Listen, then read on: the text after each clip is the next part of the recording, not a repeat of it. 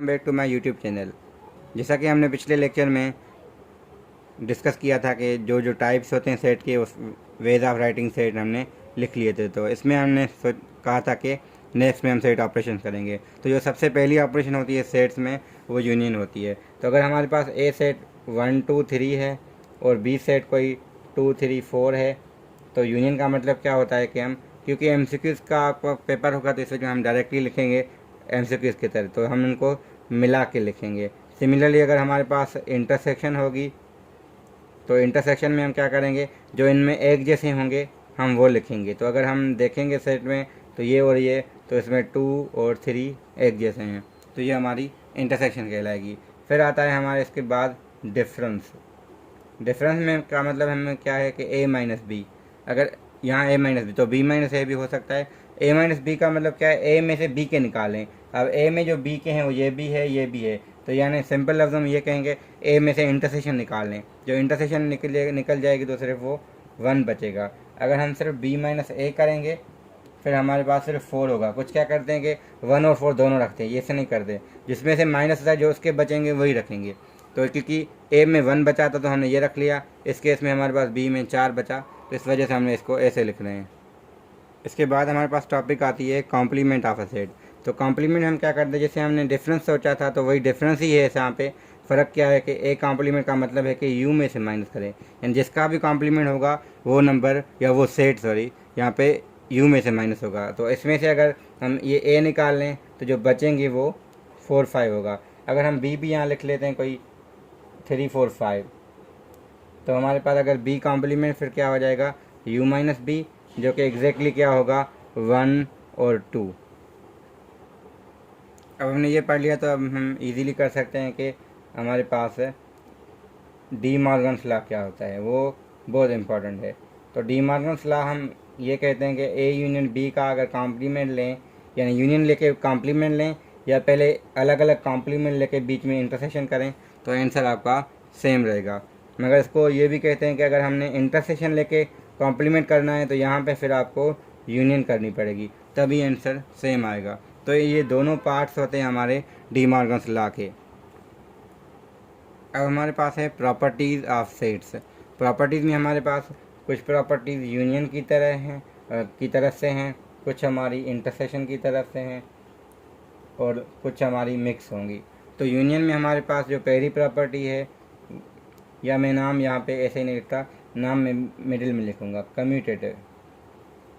तो कम्यूटेटिव हमारे पास है यूनियन के लिए क्या होती है, अगर हम ए यूनियन बी करें या बी यूनियन ए करें आंसर सेम आएगा।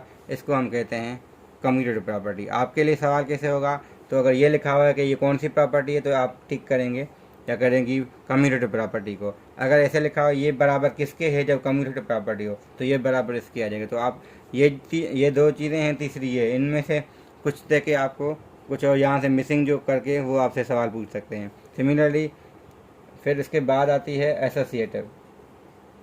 एसोसिएटिव में क्या होता है कि 3 सेट लेते हैं, तो हमने लिया A union B union C, यानी पहले इन दो को सेट को मिला के ये मिलाएं या पहले बी और सी को मिला के फिर ए के साथ मिलाएं, आपका आंसर सेम आएगा। सिमिलरली इंटरसेक्शन में भी ये दोनों प्रॉपर्टी ऐसे होंगी, ए इंटरसेक्शन बी बराबर बी इंटरसेक्शन ए, और A intersection B intersection C is equal to A intersection B intersection C. यानी एक ट्रिक क्या होती है एसोसिएटिव प्रॉपर्टी के लिए समझना, वो ये होती है कि इनमें जो भी सिंबल होगी यानी जो भी ऑपरेशन होगी वो सेम रहेगी, चेंज नहीं होगी। क्योंकि इसके बाद आती है ना जो डिस्ट्रीब्यूटिव प्रॉपर्टी। डिस्ट्रीब्यूटिव में हम चेंज करते हैं। डिस्ट्रीब्यूटिव में क्या होता है कि A union B intersection C लेते हैं। अब यहाँ पे सिंबल जब चेंज यानी ऑपरेशन चेंज होगी तो वो डिस्ट्रीब्यूटिव प्रॉपर्टी का सवाल होगा। तो ये बराबर हो जाता है A intersection C union B intersection C. तो यहाँ पे कहते क्या हैं, इसको हम डिस्ट्रीब्यूटिव तो है, कौन सी डिस्ट्रीब्यूटिव, तो इसको कहते हैं इंटरसेक्शन ओवर यूनियन।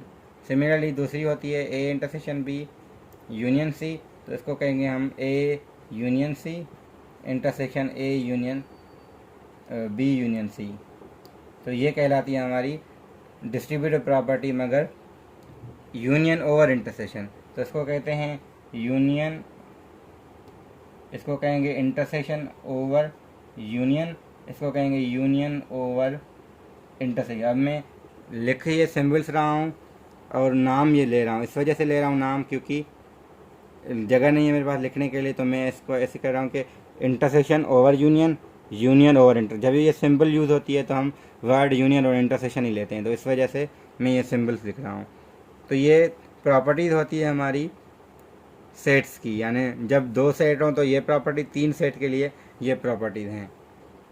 अब एमसीक्यूज़ में प्रूफ तो होगा नहीं, तो इस वजह से हमें प्रॉपर्टीज़ और उसके नाम याद करने हैं कि ये प्रॉपर्टी अगर एसोसिएटिव है तो कैसे होती है, डिस्ट्रीब्यूटिव है तो यूनियन ओवर इंटरसेक्शन कैसे होगी, इंटरसेक्शन ओवर यूनियन कैसे होगी।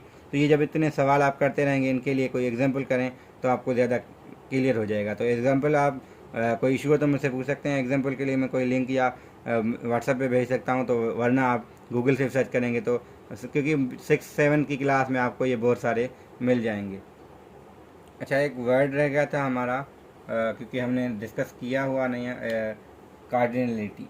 कार्डिनलिटी तो सिर्फ नाम है, किसका है, इसको हम कहते हैं नंबर ऑफ एलिमेंट्स।